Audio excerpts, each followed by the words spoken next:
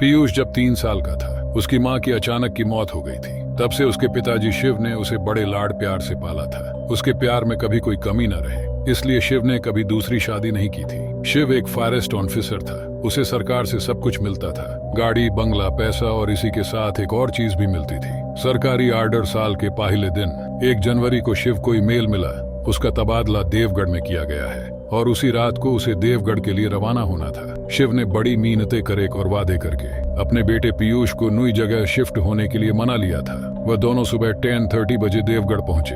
देवगढ़ पहुंचने के बाद वहां का मनमोहक नजारा देखकर खुशी से चिल्लाते हुए पीयूष यहाँ वहां भागने लगा, क्योंकि वहां बच्चों के खेलने के लिए एक बड़ा पार्क था, जिसमें बहुत सारे झूले, फिसल पट्टी, स्विमिंग पूल और बहुत कुछ था। पीयूष को खुश देखकर शिव के नए सेक्रेटरी श्याम के मुंह से निकल गया, आपसे पहले वाले एक अफसर ने यह पार्क उनके बच्चों के लिए बनवाया था। उसकी इस बात पर बगल में खड़े दूसरे बड़े अफसर ने श्याम चुप रहने का इशारा किया, लेकिन वह सुनकर शिव मुंह से वह निकल ही गया जिसे वह अफसर सुनना नहीं चाहता था। शिव बोला, वैसे कहाँ तबादला हुआ? उस पार्क बनाने वाले अफसर का? तभी अचानक पीयूष पैर फिसलकर स्विमिंग पूल में गिर पड़ा और उसे बचने के लिए शिव बिजली की रफ्तार से दौड़ा और किसी धनुष से निकले तीर की तरह पानी में कूद गया और उसने कुछ ही सेकंड्स में पीयूष को पानी से बाहर निकला। उस वक्त दूसरा बड़ा अफसर इस बात का शुक्र मना रहा था कि शिव ने अपने पूछे हुए सवाल का जवाब वापस नहीं मांगा। शिव ने पीयूष को बंगले में ले जाकर बेड लेटा दिया। कुछ समय आराम करने के बाद पीयूष फिर से उछल कूद करने लगा। सेक्रेटरी ने शिव को उसकी जिम्मेदारियां समझा दी। शिव की हद में 100 एकड़ का जंगल था और उसका सरकारी बंगला उसी जंगल सीमा पर बनाया था। शिव ने गार्ड्स को बुलाया और जंगल का राउंड मारने के लिए गाड़ी निकलने का आदेश दिया। जाते जाते उसने सोचा कि क्यों न पीयूष को भी जंगले दिखा के लाऊं। कोई खरगोश या हिरन दिख गया तो खुश हो जाएगा बच्चा। इस तरह से उसने पीयूष को भी अपने साथ में ले लिया। गाड़ी में शिव ने श्याम और वहां के एक पुराने गार्ड के चेहरे पर डर पहचान लिया था। फिर शिव ने वह सवाल पूछ लिया जो कुछ समय पहले टल गया था। उसने पूछा, श्याम, वो पुराने अफसर का तबादला कहाँ हुआ है? ये तो तुमने बताया ही नहीं, और वो बड़े साहब उस बात को टाल क्यों रहे थे? श्याम ने कुछ ठीक से पता नहीं ऐसा जवाब दिया, पर इस बात से शिव सहमत नहीं था। फिर थोड़ा दबाव डालने पर सेक्रेटरी ने सब कुछ बताना शुरू किया। उस पार्क बनाने वाले अफसर का नाम जॉन डिसूजा था। उसे तंत्र मंत्र सिद्धियों का काफी ज्ञान था।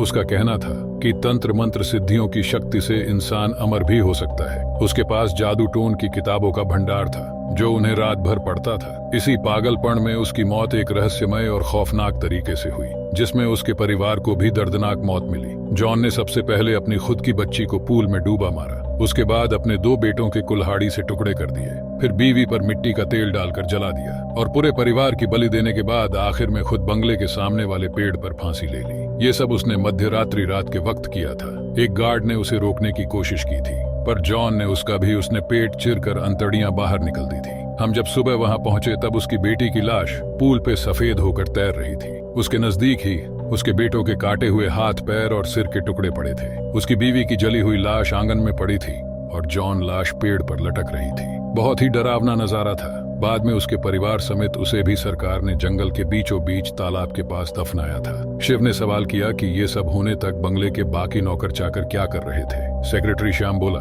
उसने ये डरावना पागलपन योजनाबद्ध तरीके से किया गया था। उस रात उसने सभी नौकरों को कुछ पैसे देकर अगली सुबह 12 बजे तक छुट्टी दे दी थी, पर सरकारी आदेश अनुसार 2 गार्ड बंगले पर रुके थे। एक को तो उसने भयंकर मौत दे ही दी थी, पर दूसरा कुछ ऐसी डरावनी चीज देखकर भागा था कि वो हमेशा के लिए पागल हो गया है। हमने उसे जंगल में से पकड़ा था।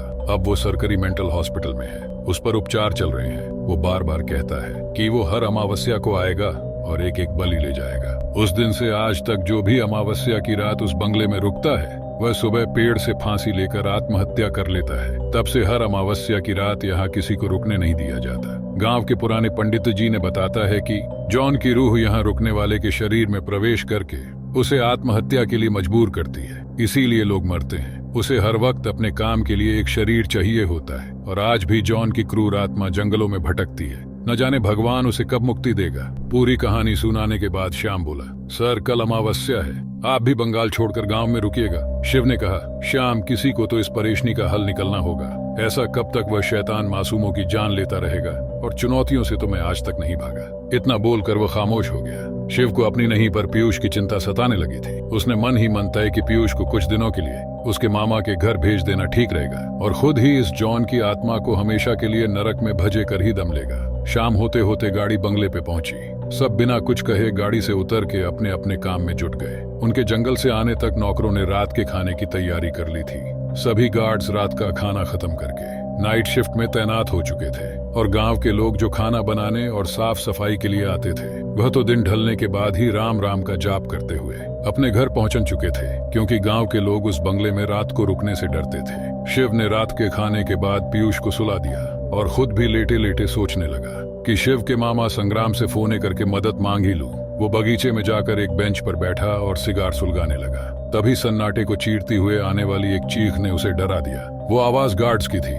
शिव गेट की तरफ तेजी से भागा। वहां पहुंचने पर जो नजारा शिव की आंखों ने देखा था उससे उसका कलेजा कांप उठा, क्योंकि मौत का तांडव शायद अमावस्या से पहले ही शुरू हो चुका था। उन दोनों गार्ड्स की लाशें गेट के पास ही पड़ी थी। शिव ने वक्त जाया नहीं किया। वो तेजी से पीयूष के कमरे में पहुंचा, पर पीयूष अपने बेड पर नहीं था। शिव उसे आवाजें देते हुए सभी कमरों में देखने लगा। शिव की आवाज सुन के श्याम अपने कमरे से बाहर निकला। शिव ने बाहर जो कुछ देखा उसे सब बता दिया। फिर दोनों मिलकर पीयूष को ढूंढने लगे। तभी स्विमिंग पूल के पानी में कुछ जोर से के गिरने की आवाज आई। दोनों घर के बाहर स्विमिंग पूल की तरफ भागे। वहां स्विमिंग पूल पर पीयूष एक आदमी के साथ पानी पर खड़ा था। श्याम कांपती आवाज से बोला, जॉन डिसूजा।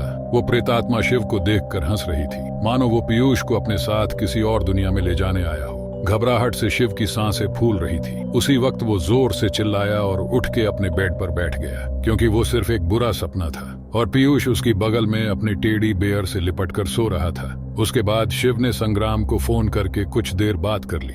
फोन रखने से पहले संग्राम सिर्फ इतना ही बोला कि मैं समय पर पहुंच जाऊंगा, क्योंकि दूसरे ही दिन ही अमावस्या थी। शिव पीयूष के साथ हनुमान जी के मंदिर माथा टेकाया और वहां के पुरने पंडित से पहचान भी कर ली। शिव ने एक रात के लिए पंडित जी के पास शिव को रखने की मंजूरी ले ली और सुबह अपने कामों में लग गया। शाम होने के साथ ही सभी गांव के कर्मचारी डरते हुए अपने अपने घर जा चुके थे। शिव की हिम्मत देख के उसके साथ 2 गार्ड्स और सेक्रेटरी श्याम भी रुका था। शिव ने उन्हें अपनी योजना बताना शुरू किया। शिव ने कहा, जॉन की रूह को अपने काम को अंजाम देने के लिए एक शरीर की आवश्यकता होती है। उसे हमसे किसी को मारने से पहले उसके शरीर में प्रवेश करना होगा। तो हम सबको बस उसे कुछ देर के लिए उलझना है। जिसके शरीर में जॉन की आत्मा होगी उसे पकड़कर या फिर बांध कर रखना है। उसके बाद उसे हमेशा के लिए मुक्ति मिल जाएगी। ठीक रात के 12 बजे एक गार्ड ने श्याम का गला दबाने की कोशिश की। उसे काबू में रखने के लिए सबने उसे पकड़ कर रखा, पर उसमें इतनी ताकत आ गई थी कि उसने सबको दूर फेंक दिया। किसी तरह उस दूसरे वाले गार्ड और श्याम ने उसे रस्सियों में फंसाकर कुछ समय के लिए काबू कर लिया।